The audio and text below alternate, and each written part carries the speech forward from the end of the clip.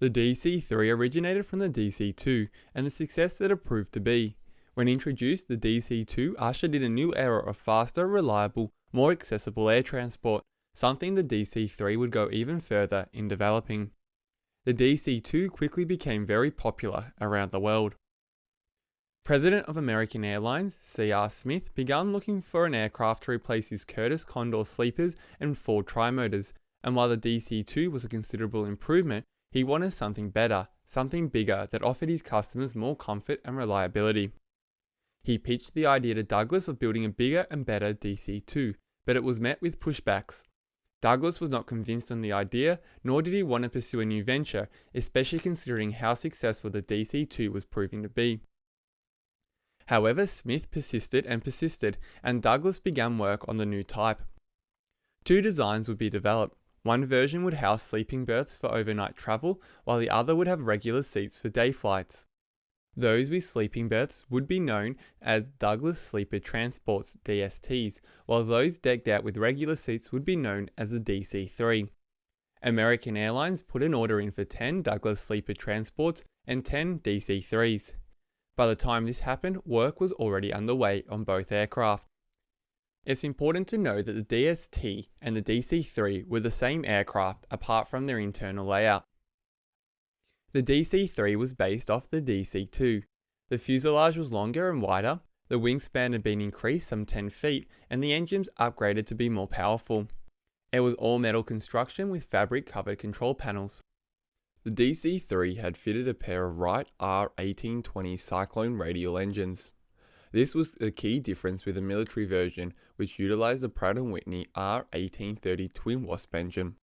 The vast majority of those still airworthy today are powered by the Pratt & Whitney twin wasp engine. The DST version featured 14 plush seats in 4 separate compartments that could be folded together to form 7 sleeping berths. Another 7 sleeping berths could be folded down from the ceiling of the fuselage. The DC-3 version had room for 21 passengers. The first completed aircraft, a DST, took its maiden flight on the 17th of December 1935. In June of 1936, American Airlines took delivery of their first DST, introducing the type onto their new non-stop New York to Chicago route. The DST was the first aircraft to be able to fly between New York and Chicago non-stop. 2 months later, they took delivery of their first DC-3. The DC-3 was just as revolutionary as its predecessor, the DC-2. It offered even greater reliability and comfort. It was a relatively easy plane to fly and easy to maintain. Perhaps most importantly though, it made commercial aviation profitable. For the first time, airlines could operate without the need to rely on government subsidies. In the words of C.R. Smith, quote, "It was the first aeroplane in the world that could make money by just hauling passengers," end quote. The second DC-3 customer was United Airlines, receiving theirs in 1936. Interestingly, United until 1934 had been a subsidiary of rival aircraft manufacturer Boeing. However, the DC-2 had quickly outdated the Boeing 247, and thus they turned towards Douglas aircraft in order to keep up with competition. In the following 2 years, orders poured in from around the world for DC-3s. KLM was the first European airline to take ownership, and by 1938, over 30 foreign airlines had the DC-3 in service, making up 90% of the world's airline traffic. In the US, by 1938, 95% of all commercial traffic was on the DC-3. With the outbreak of World War II, across the world militaries began pushing the DC-3 into service. In the United States, in September 1940, the Army Air Corps placed the first lot of orders for specific military versions of the DC-3, designated C-47 and C-53. The C-47 was the main version produced, with the C-53 being a specialized troop transport. C-47s differed from the airliners by having a strengthened floor and undercarriage, tie-down points, double-width cargo doors on the left side of the fuselage, and were powered by twin 1,250 horsepower Pratt & Whitney R1830 twin wasp engines. An astrodome was also added just behind the cockpit for navigational uses. The C-47 could carry 6,000 pounds of cargo, or 28 fully armed paratroopers, or 18 stretchers and 3 nurses. Underneath the fuselage, there was room for 6 parachute-packed containers. In mid-1941, the United States Army Air Force started receiving their first lot of C-47s. However, deliveries to begin with were slow. That meant that those already in service with airlines were pushed into service, and even DC-3s destined for airlines late in production were diverted to the Army straight from the production line. With orders from various aircraft, including the C-47, coming in significant quantities, Douglas was forced to expand their manufacturing capabilities, opening another factory at Long Beach, California, to help their factory at Santa Monica. With the US entry into the Second World War, orders continued to grow, and another 2 factories were opened up in Oklahoma. During production of the C-47, there was 3 main versions: the C-47, the C-47A, and the C-47B. The C-47A was very similar to the C-47, with the main difference being the switching of the 12-volt electrical system to that of a 24-volt system. The C-47B utilized the Pratt & Whitney R1830-90 or 90B engines, which had a 2-stage supercharger to help improve performance at high altitude. High altitude performance was important for those C-47s operating on the supply run between India and China, in which they had to fly over the Himalayas. The C-53 Skytrooper was built in 4 versions: the C-53, C-53B, C-53C, and C-53D. As they were designed as a troop transport, it was closer to the original DC-3 airliner than the C-47. The reinforced floor was deleted, as was the large cargo doors, and there were fixed metal seats allowing to carry 28 fully equipped paratroopers. Over 10,000 military versions of the DC-3 were built. However, just under 400 of these received the designation C-53. In addition to the Army, the US Marines and the US Navy also heavily utilized the DC-3, where it received the designation R4D. The RAF was another major operator of the type, where it was given the name Dakota. The Dakota name is said to have originated from the acronym DACTA, which stood for Douglas Aircraft Company Transport Aircraft. Available under the Lend-Lease program, more than 1,900 were delivered to the RAF. The first 10 were made available in April 1942, although these were converted airliners as the US could not free up any military versions yet, and they were sent directly to India to operate with No. 31 Squadron. Dakotas started arriving in Britain in February 1943, with some of the first examples given to BOAC to operate flights between the UK, Gibraltar, and Africa. These aircraft carried civilian registrations. The RAF would operate Dakota Mark 1s, equivalent to the C-47, Dakota Mark 2s, equivalent to the C-53, Dakota Mark 3s, equivalent to the C-47A, and Dakota Mark 4s, equivalent to C-47Bs. RAF Dakotas would be widely utilized from Europe to Africa to India to Burma. C-47s would be pivotal to the Allied war effort during the Second World War.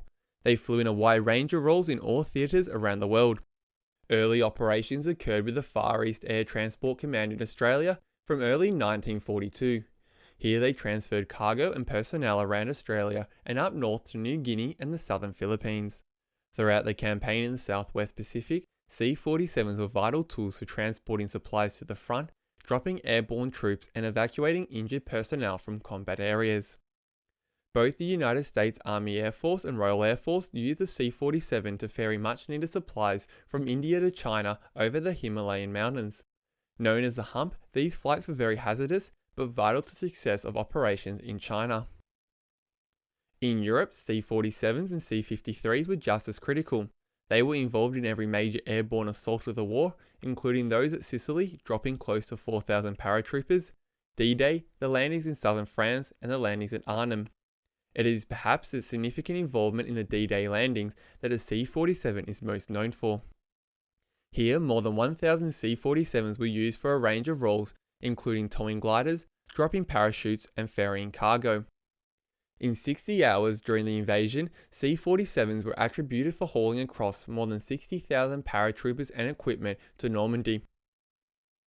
Post-World War II, the C-47 would continue to see service with air forces around the world for many decades.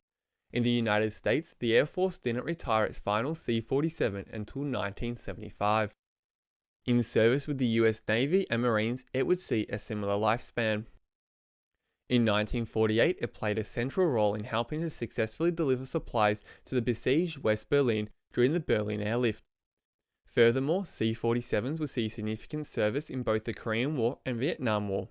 It usually undertook duties such as transport, evacuating the wounded, and dropping flares. In Vietnam, it did find a new combat role as well. Known as the AC-47 gunship, C-47s were converted to take 3 sidearm miniguns capable of firing some 18,000 rounds per minute. It would orbit over an area where it could unleash a terrifying amount of firepower. For the Air Force, it was a big success, and between 1965 to 1969, 4 squadrons flew more than 20,000 missions. The gunship earned itself the nickname Puff the Magic Dragon, although its official designation was Spooky. Following the end of the Second World War, many C-47s were repurposed for use with airliners to carry both cargo and passengers. Slowly, as bigger planes and jet airliners became available, the DC-3 started to disappear from service. One attempt at expanding the lifespan of the DC-3 was the Super DC-3, also known as the DC-3S. The fuselage was lengthened significantly, allowing 30 passengers to be carried. New wings were added. The engines upgraded to take either the 1475 horsepower Wright Cyclone engines or 1450 horsepower Pratt & Whitney R2000D7. The undercarriage became fully enclosed, and both the vertical and horizontal tail surfaces were enlarged. First flying in June of 1949, top speed was boosted by some 40 miles per hour, and while it proved to be a good aircraft, it wasn't a commercial success, with only 4 being sold. The United States Air Force also passed after evaluating a single example. However, the Navy took interest in the design, and in 1951, a contract for 100 was given to convert their existing R4Ds to the new Super Standard. In the Navy, the Super DC-3 was given the designation of R4D8, although this was changed in 1962 to the C117D. With the Navy, the RD-48 saw service in Korea and then Vietnam. Other variants of the DC-3 included ones that were modified to carry electronic gear, designated EC-47s. These saw service in Vietnam. During the Second World War, a single C-47 had its engines removed and was tested as a large glider. Designated XCG-17, this never entered production, although it showed promise during testing. Another one-off prototype was the XC-47C, which was a C-47 with floats attached. While never entering production, it is said a small number of C-47s in service were modified to take floats for use in the Pacific. Somewhere along the line, a modification was made to fit turboprops to the DC-3 post-World War II. This allowed for 30% increase in cargo being carried, as well as flying 30% quicker. C-47s also ended up operating both the Arctic and Antarctic. Another interesting story arises from operations over the Hump, where on losing a wing, a DC-3 was fitted with a DC-2 wing. That is, one wing was the intended DC-3 wing, while the other was a shorter DC-2 wing. It flew and was given the name DC-2.5. The DC-3 is perhaps the most significant aircraft in history. President Dwight Eisenhower listed it as one of the 4 most important tools in winning the Second World War. When production ended, over 10,600 had been built, of which over 10,200 were military versions. Furthermore, it was produced under license in Japan, where just over 480 were built, and in Russia as the Allied II, where about 6,100 were produced. The Japanese utilized the type during the Second World War, where it received the Allied designation Tabi. Today, there are many DC-3s still flying around the world. Some sources list more than 150 are airworthy, then there are more in museums. The design was reliable, rugged, and easy to maintain. Nicknames range from Biscuit Bomber, the 3, DAC, Skytrain, Skytrooper, and most famous of them all, the Goonie Bird. It's served all over the world by many operators in many countries. The DC-3 has no doubt left a big mark not only on aviation history, but history in general. There are very few aircraft that has had the widespread impact that the DC-3 has had. It was liked by ground crews and pilots alike, and there were very few roles it couldn't fulfill. The DC-3 is perhaps the most successful design in aviation history.